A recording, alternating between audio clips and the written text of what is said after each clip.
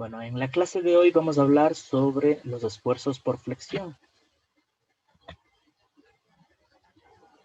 Dentro de este tema tenemos que revisar, en primer lugar, la parte correspondiente a los esfuerzos y los estados límites. Cuando hablamos de estados límites nos referimos a los estados límites de resistencia y de serviciabilidad. Los esfuerzos me ayudarían con el primer estado límite, que es el de resistencia, ¿no? Luego, algo que necesitamos también hablar en la parte de los esfuerzos es una fórmula de flexión. Es decir, cómo yo puedo calcular estos esfuerzos en vigas a través de una ecuación. Para encontrar esa ecuación, he visto conveniente realizar la deducción para saber qué restricciones tiene esa ecuación. Y después nos vamos a concentrar algo en la distribución de los esfuerzos por flexión dentro de una sección para poder entender, por ejemplo, una de las restricciones, que es, por ejemplo, el caso de una viga de gran peralte versus una viga de peralte normal.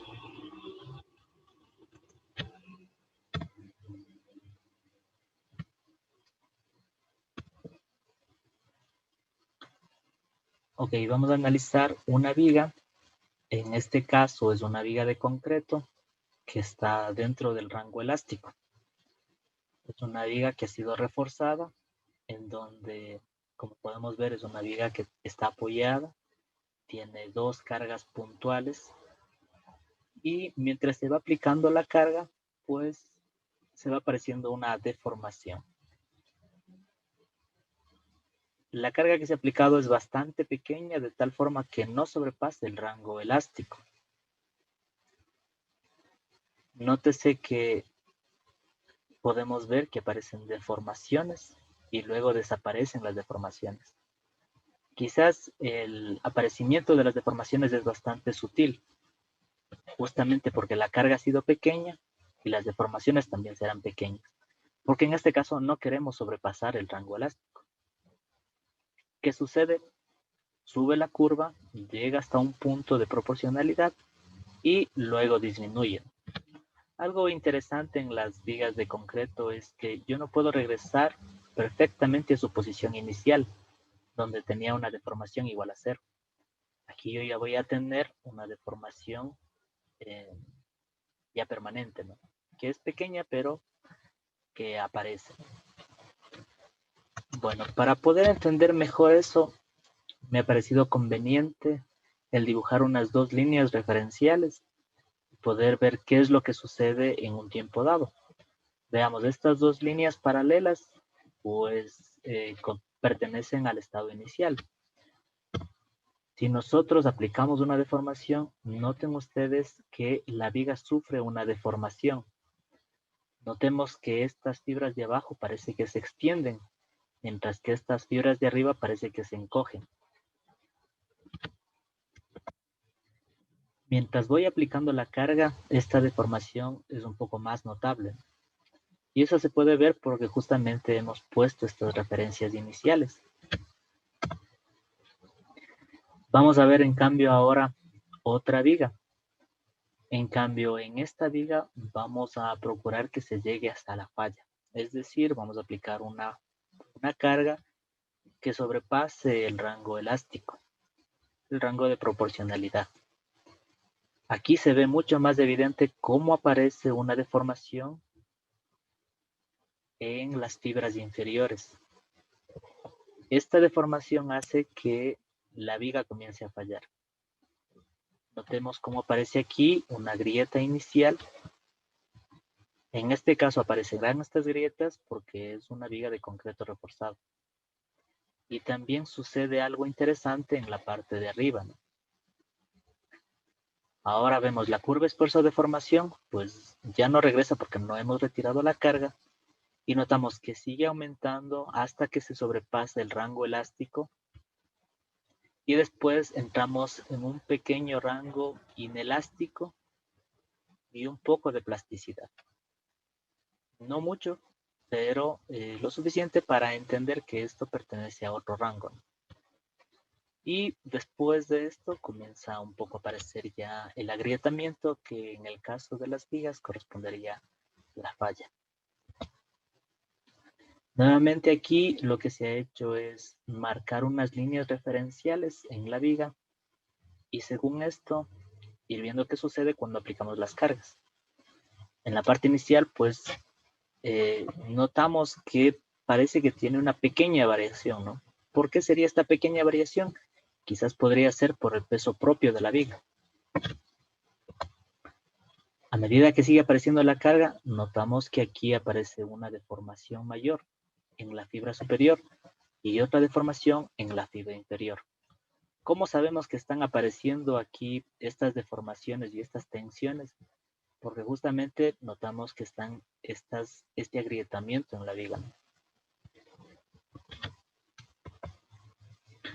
Aquí podemos ver perfectamente qué ha sucedido entonces con la viga. Notamos que las fibras inferiores parece que se han extendido, se forman este arco, mientras que las fibras superiores se han contraído. Esta extensión de las fibras inferiores ha hecho que aparezca esta fisura.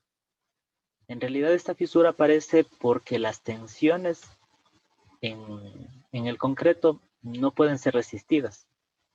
Por eso es que falla aquí el concreto, por las tensiones. Algo parecido sucede en la parte de arriba, ¿no? Tengo yo aquí una falla por compresión.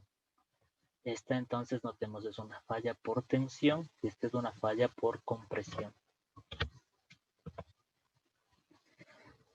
Si vemos en este gráfico, pues vamos a notar que la viga tiene un eje, denominemos este eje neutro, y cuando yo aplico unas cargas, pues se genera un momento y va a aparecer unas deformaciones. Aquí se puede ver claramente qué sucede. Al inicio yo tendría que la distancia en la fibra inferior es igual a la distancia en la fibra superior. Pero a medida que van apareciendo las cargas, lo que sucede es que esta distancia en las fibras inferiores es mayor, mientras que las distancias en las fibras superiores son menores. Es decir, aquí se produce un alargamiento y aquí se produce un acortamiento. Aquí se produce tracción y aquí se produce compresión.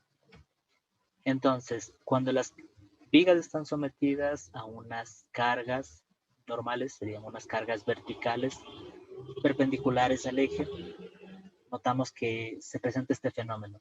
Tracción en fibras inferiores, compresión en fibras superiores. Esto sucede con las fibras a medida que nos alejamos del eje neutro. Pero en el eje neutro, si ustedes pueden ver las distancias, son aproximadamente iguales en todos los tramos. Por eso se suele decir que el eje neutro es el eje que no sufre deformaciones. No sufre deformaciones ni de alargamiento ni de acortamiento, porque nos encontramos en el centro donde estos esfuerzos serían igual a cero.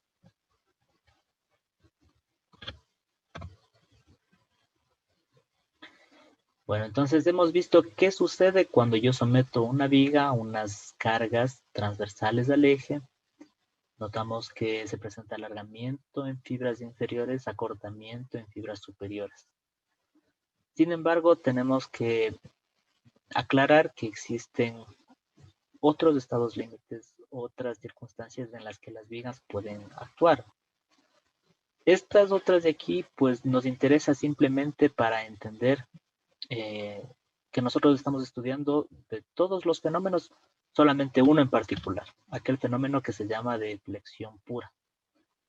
Si nosotros tuviéramos un material que tiene otras condiciones o unas secciones que tienen otras características, van a aparecer otro tipo de fallas.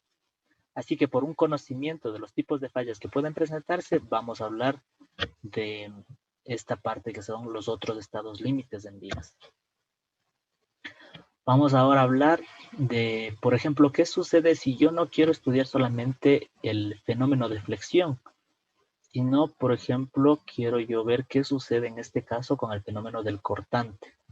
Vamos a ver aquí entonces una viga sometida a cargas, pero ahora tiene una falla por cortante. Nosotros esperaríamos que se presenten tracciones en fibras inferiores, compresiones en fibras inferiores, pero eso no llega a suceder. No sucede, ¿por qué? Porque la viga falló en primer lugar por cortante. La falla por cortante es bastante característica con esta diagonal, ¿no? Se presenta una diagonal aquí y la falla es súbita.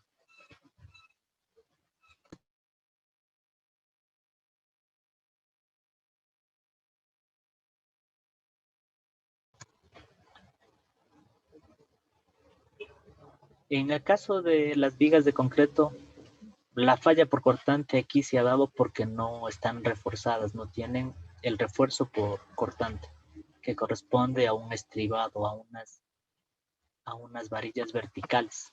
Esas me ayudarían a impedir que no tenga esta falla por cortante. Vamos a ver qué sucede con la curva, esfuerzo de formación, o en este caso, momento curvatura, ¿no? Pues lo que sucede es que yo llego solamente a un tramo, que es el tramo de proporcionalidad. En todo caso, digamos, el tramo elástico. Y luego de este tramo, inmediatamente viene la falla. Es decir, no tengo ductilidad, no tengo una capacidad de deformación aquí en el tramo inelástico. Es una falla súbita, por lo tanto, es una falla de tipo frágil. Notamos que la cantidad de fuerza que puede soportar, pues es bastante reducida si consideramos que poniéndole un reforzamiento adecuado, pues podría aumentar su capacidad. Ok, entonces, ¿qué conclusión hemos sacado de aquí? Que si nosotros no estamos garantizando que se controle el cortante, pues antes de que suceda lo que nosotros esperábamos, que era tracción en fibras inferiores, compresión en fibras superiores, antes de eso va a presentarse otra falla. Entonces, una de las hipótesis van a ser que el cortante va a estar controlado, ¿no? Porque si no, sucedería eso.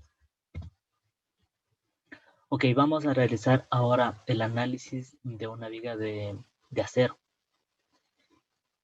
En este caso, pues, la viga de acero tiene otras características. La sección, note ahora que es bastante esbelta, ¿no? Entonces, vamos a ver qué sucede cuando yo aplico unas cargas en la viga.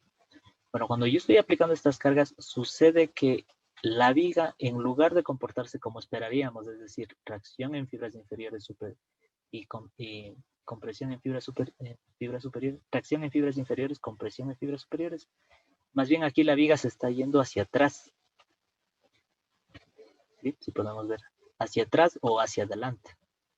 Eso de ahí se conoce como pandeo lateral torsional. Entonces, aquí sucede que también entro en el tramo elástico, poco en el tramo inelástico y luego ya viene la falla. También es una falla de tipo frágil. En este caso, pues como la viga de acero tiene un alma bastante esbelta, pues se presenta otra deformación que no esperaríamos. Entonces diríamos que el comportamiento que estamos esperando, que es tracción en fibras inferiores, compresión en fibras superiores, se presenta siempre y cuando no tengamos tampoco este otro fenómeno que sería el pandeo lateral torsional. Es decir, que la deformación hacia atrás o hacia adelante esté controlada.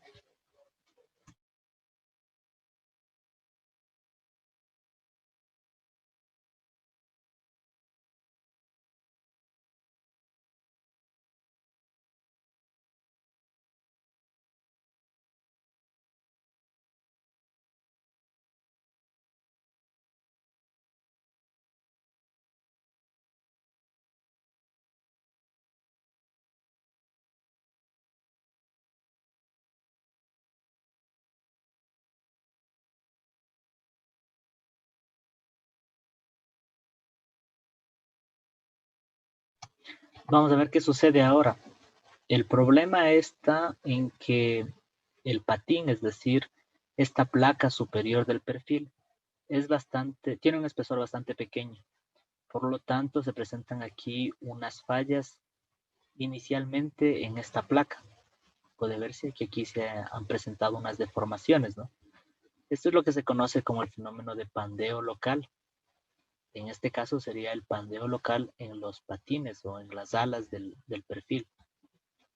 Así que si es que no se ha garantizado que el espesor sea suficiente, pues noten que en ningún momento se ha producido aquí la tracción en fibras inferiores, la compresión en fibras superiores, porque antes de eso ya se presentó este fenómeno, que es el fenómeno de pandeo local.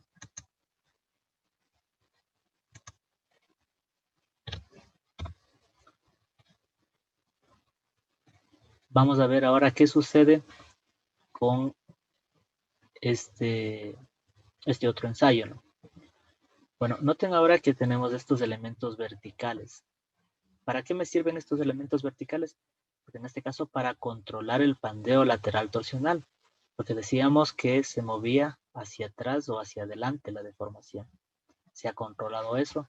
También ahora los patines ya tienen un espesor importante, pero ahora el problema es que el alma, es decir, esta placa vertical, pues no tiene un espesor adecuado. Noten ustedes qué sucede. No puedo llegar a la tracción de fibras inferiores y compresión de fibras superiores porque antes de eso ya ha fallado la resistencia en el alma.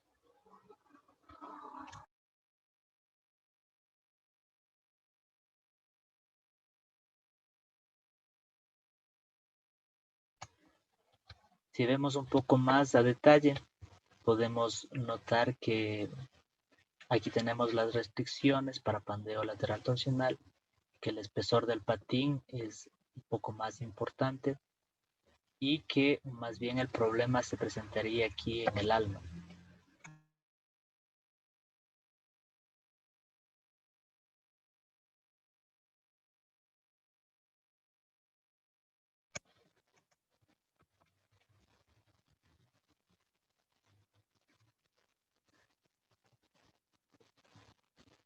Esos serían entonces los estados límites que deberíamos considerar para la flexión pura y para otras características como el cortante, el pandeo lateral torsional y también el pandeo local en el ala o en el alma.